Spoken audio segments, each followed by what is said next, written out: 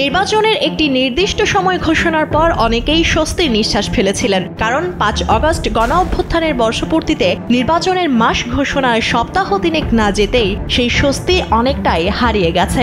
বিষয়টি এমন নয় যে নির্বাচন ঘোষণার সময়সীমা থেকে সরকার বা প্রধান উপদেষ্টা সরে এসেছেন। প্রধান উপদেষ্টা ও প্রধান নির্বাচন কমিশনের সূত্রে এখনো পর্যন্ত এটা আমাদের জানা যে নির্বাচন হবে আগামী ২৬ সালের ফেব্রুয়ারি মাসে, আর তফসিল ঘোষণা হবে এবছরের ডিসেম্বরে। এখন প্রশ্ন হচ্ছে, এর পরও নির্বাচন নিয়ে মানুষের মনে কেন এত সংশয়? সবাই কেন এটা জানতে চায় ফেব্রুয়ারিতে নির্বাচন হবে তো? নির্বাচন অনিশ্চয়তার মধ্যে পড়লে লাভ কার? এমন শিরোনামে দৈনিক প্রথম আলোর উপসম্পাদক AKM জাকারিয়া একটি নিবন্ধ লিখেছেন। সেটার নির্বাচিত অংশ তুলে ধরা হলো। প্রধান উপদেষ্টা নির্বাচনের সময় ঘোষণার পর রাজনৈতিক দলগুলো যে প্রতিক্রিয়া দেখিয়েছে তাতে মাত্রাগত পার্থক্য ছিল স্পষ্ট। বিএনপির মহাসচিব মির্জা ফখরুলের প্রতিক্রিয়া ছিল এরকম: এই ঐতিহাসিক ঘোষণায় বাংলাদেশের রাজনৈতিক অচল অবস্থা কেটে যাবে, গণতন্ত্র উত্তরণের পথকে সুগম করবে। নির্বাচনের তারিখ ঘোষণা নিয়ে বিএনপির এই উচ্ছ্বাস অন্য দলগুলোর মধ্যে দেখা যায়নি। জামায়াত যদি কিন্তু সহ নির্বাচনের সময় ঘোষণাকে স্বাগত জানিয়েছিল। তারা জুলাই সনদের ভিত্তিতে নির্বাচন, সনদের আইনি ভিত্তি আর সংবিধানে যুক্ত করার কথা বলেছে। এদিকে এনসিপির নেতাদের প্রতিক্রিয়া ছিল বেশ শীতল। তারা বলছে, শুধু একটি নির্বাচনের জন্য গণ অভ্যুত্থান হয়নি, নির্বাচনের আগে প্রশাসনের নিরপেক্ষতা এবং সংস্কার আর বিচারের ক্ষেত্রে দৃশ্যমান অগ্রগতি নিশ্চিতের দাবি তোলে তারা। বর্তমান নির্বাচন কমিশনের পদত্যাগের দাবিও রয়েছে তাদের। এনসিপি নেতাদের এখনকার বক্তব্য এমন মনে হওয়ার যথেষ্ট কারণ আছে যে তারা ঘোষিত সময়ে নির্বাচনের বিরুদ্ধে অবস্থান নিয়েছেন। দলটির এক নেতা তো পরিষ্কারই বলেছেন, ফেব্রুয়ারিতে নির্বাচন হবে না। ইলেকশনের ডেট ঘোষণা হয়েছে, ফেব্রুয়ারিতে নির্বাচন হবে, ফেব্রুয়ারিতে নির্বাচন হবে না। এদিকে বিএনপির চাওয়া ছিল এবছরের ডিসেম্বরের মধ্যেই নির্বাচন। শেষ পর্যন্ত ২৬ সালের ফেব্রুয়ারির প্রথম ভাগের নির্বাচনের ঘোষণাকেই তারা খুশি মনে মেনে নিয়েছে। অনেক রাজনৈতিক পর্যবেক্ষক মনে করেন, দ্রুত নির্বাচন তাদের রাজনৈতিক স্বার্থের সঙ্গে সম্পর্কিত। নির্বাচন যত দ্রুত হবে, ফল তত বিএনপির পক্ষে যাবে, এমন একটি ধারণা এদেশে বেশ প্রতিষ্ঠিত। দলটিও মনে করে ফেব্রুয়ারি নির্বাচনে তারাই বিজয়ী হবে।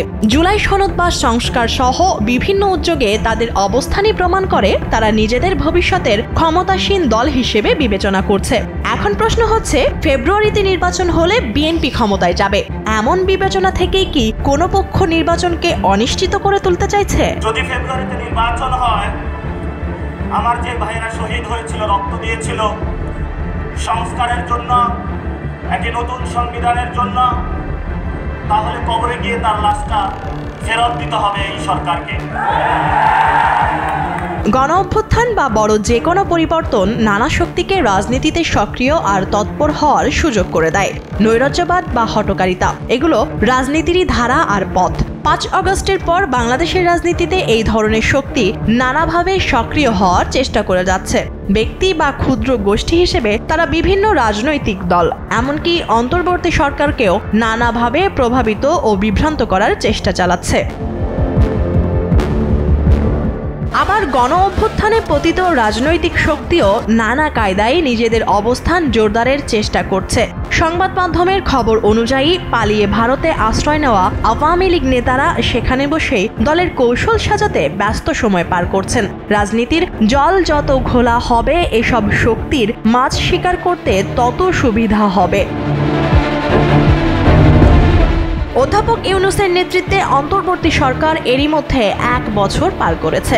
দীর্ঘ ১৬ বছরের স্বৈরশাসন আর রক্তাক্ত গণ অভ্যুত্থানের পর সরকার পরিচালনার কাজটি সহজ ছিল না। এই সময়ে অন্তর্বর্তী সরকারের সাফল্য ব্যর্থতার হিসাব নিকাশ যাই হোক না কেন, নির্বাচনের মাধ্যমে গণতান্ত্রিক সরকারের কাছে ক্ষমতা হস্তান্তর যে জরুরি হয়ে পড়েছে তাতে কোনো সন্দেহ নেই। ফেব্রুয়ারির প্রথম ভাগে নির্বাচন অনুষ্ঠানের যে সময় ঘোষণা করা হয়েছে তা থেকে সরে আসার কোনো পথ আছে বলে মনে হয় না। গণঅভ্যুত্থানে শরিক সব রাজনৈতিক দলের উচিত হবে ফেব্রুয়ারি ২৬ এর নির্বাচনকে দলীয় স্বার্থের ওপরে জায়গা দেওয়া, নির্বাচনটিকে জাতীয় স্বার্থ হিসেবে বিবেচনা করে এক্ষেত্রে সব অনিশ্চয়তা দূর করার উদ্যোগ নেওয়া। নিজেদের ভবিষ্যতের ক্ষমতাসীন দল বিবেচনা করে গণতান্ত্রিক সংস্কারে ছাড় না দেওয়া বা কোনো একটি দলের ক্ষমতায় আসা ঠেকাতে নির্বাচনকে অনিশ্চিত করে ফেলা, দুটি পথই আত্মঘাতী। রাজনৈতিক দলগুলোকে এই হিসাব করতে হবে যে নির্বাচন অনিশ্চয়তার মুখে পড়লে আসলে কার লাভ। বাংলাদেশে একটি সুষ্ঠু নির্বাচনের মাধ্যমে গণতান্ত্রিক প্রক্রিয়া শুরু হোক, এটা কোনো শক্তি বা কারা চাইবে।